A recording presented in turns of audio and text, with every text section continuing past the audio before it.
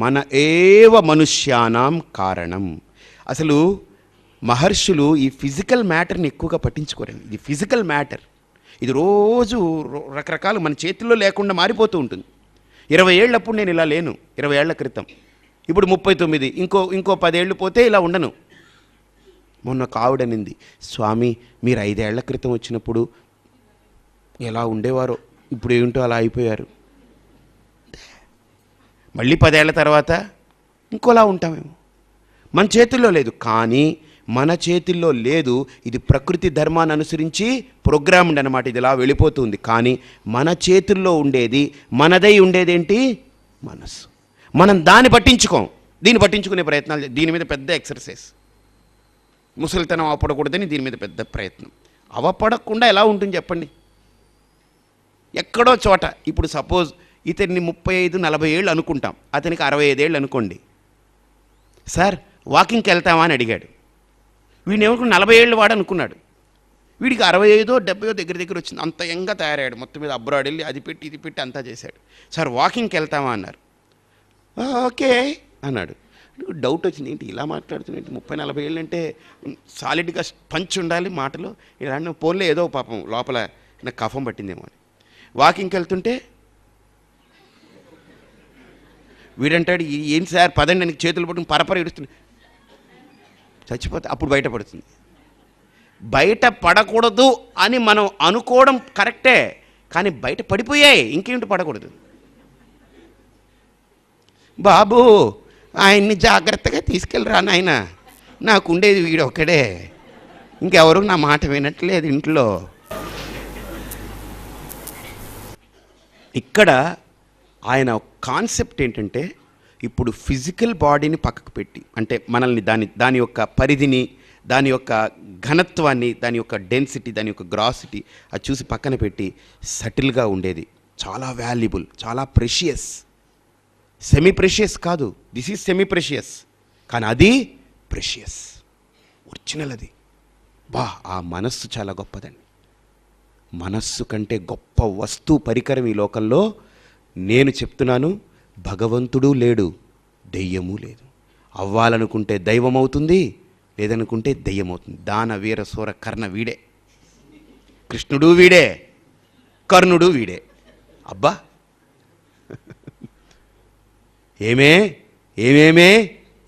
ఏమంటివి? ఇది క్షత్రియ పరీక్ష కానీ క్షత్ర పరీక్ష కాదు, క్షత్ర పరీక్ష కానీ క్షత్రియ పరీక్ష కాదు. అలా అనింది వాడే.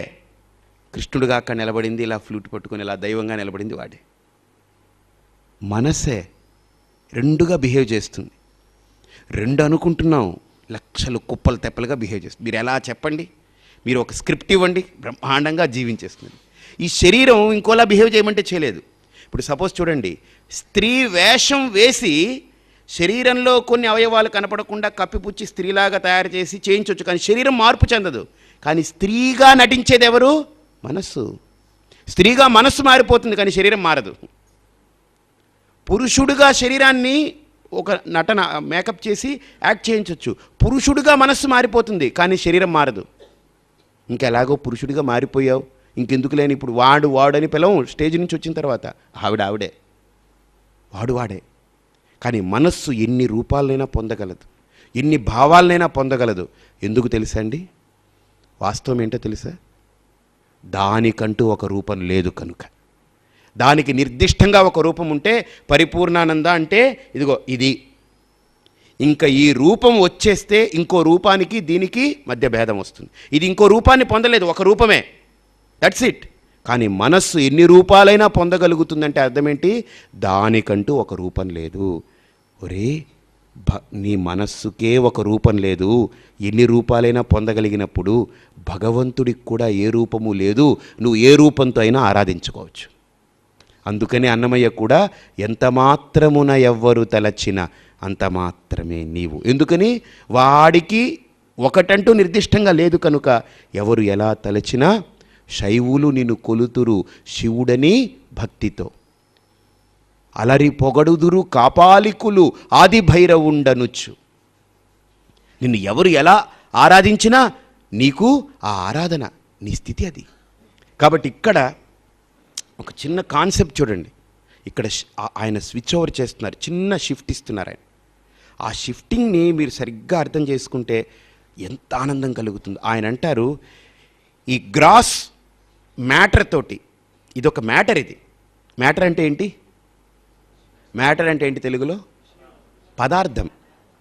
మ్యాటర్ అంటే ఏంటి? పదార్థం. That is the matter.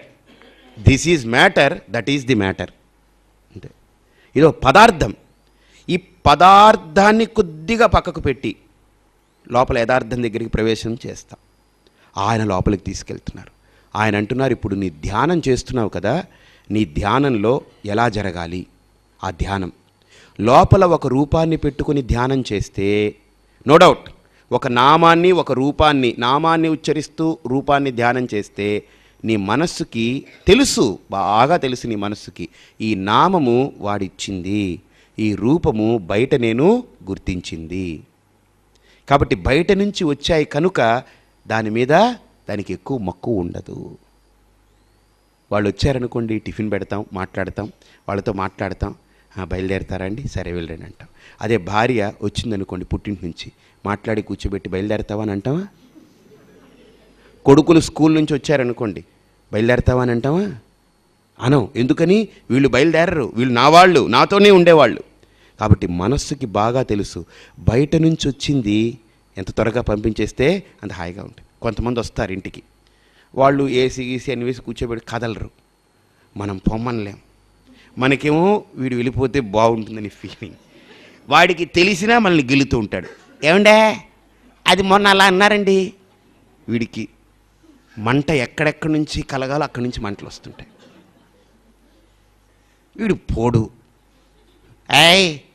అదండే అది చెప్పారు కదండి అదే. వీడికి ఎలా ఉంటాడంటే, ఆ అమ్మాయి కొద్దిగా ఏమన్నా కాఫీ తాగుతారా అండి? తాగుతానండి. పోనీ కాఫీ తాగి వెళ్ళిపోతాడని కాఫీ తాగుతుంటాడు. తాగి అంతా పెట్టిన తర్వాత వీడు ఇంకా తాగుడు, ఈలోపు వీడు తాగేస్తాడు, పక్కన పెడతాడు, వెళ్ళిపోతాడేమో అనుకుని వీడు పైకి లేస్తాడు. కూర్చోండి, ఎక్కడికి వెళ్తున్నారు, కూర్చోండి. వీడేం పొయ్యేలా లేడు వీడు. ఇలాగ మనకు ఎలా ఉంటుందంటే ఫీలింగ్ అయిపోయింది, పంపించేసి పోనీ వాడి పని వాడు, మన పని మనం వెళ్ళాలి. వీడు వెళ్ళడు, వీడు మనకి ఇబ్బంది. అందుకనే మనస్సుకి బాగా తెలుసు, మనం అంటే వాళ్ళని పొమ్మనిలే, మొహమాటం. కానీ మనసుకి ఏమైనా మొహమాటమా? దేవుడైనా సరే, దెయ్యమైనా సరే, నారాయణుడిని నువ్వు చెప్పావు కనుక 2 సార్లు చూస్తుంది, మళ్ళీ పడిపోతుంది. ఆయన ఎందుకు? అది బయట నుంచి వచ్చింది, నీ గురించి అని అలా కూర్చోదు. అది సెల్ఫ్ పనిష్మెంట్ ఇచ్చుకోదు. మనకు మొహమాటాలు, దానికి మొహమాటం ఎందుకు? It is very pure and ఫెయిర్గా ఉంటుంది అది మనస్సు. మీరు చూడండి, మనం పొరపాట్లు చేయాలని మనం నిర్ణయించుకుంటాం, కానీ మనసు చెప్తుంది ఇది పొరపాటు, ఓపెన్గా చెప్తుంది, నిష్పక్షపాతి చెప్పదండి. మనం ఒక అబద్ధం ప్రిపేర్ చేసుకున్నాం అనుకోండి, ఇది అబద్ధం చెప్పేస్తుంది. మళ్ళీ లోపల మన సంస్కారం మనల్ని అబద్ధం వైపుకు లాక్కెళ్తుంది. దెబ్బతిన్న తర్వాత ఆలోచిస్తుంటాం, నేను ముందు అనుకున్నానండి, అలా చేసుంటే. ముందు లోపల చెప్పింది అది, నేను చెప్పాను కదా రాఘవ, నీ ఇష్టానికి వెళ్ళావని. కాబట్టి లోపల it is clean, it explains, it expresses, క్లియర్గా ఉంటుంది, ట్రాన్స్పరెంట్గా. మనం పొల్యూట్ చేస్తుంటాం దాన్ని. అలాగనే దాని మనసుకు తెలుసు, ఈ నామం ఎవరో ఇచ్చారు బయట వాళ్ళు, రూపం నేను గుర్తించింది బయట నుంచి. కాబట్టి ఈ నామరూపాల్ని నేను చెప్పాను కనుక, నా మనస్సు కనుక నా మాట ఖండించకుండా ఓకే. చూడండి, ఆ మనస్సుని ఇక్కడ రమణ మహర్షి అంటారు, తనది కాని దాని మీద తన్ని పెట్టే ప్రయత్నం చేస్తూ ఉంటే ఇదే దెబ్బతింటూ ఉంటాం. తనదైన దాని మీద పెట్టే ప్రయత్నం చేస్తే నీ ప్రయత్నం కూడా హాయిగా వెళ్ళిపోతుంది.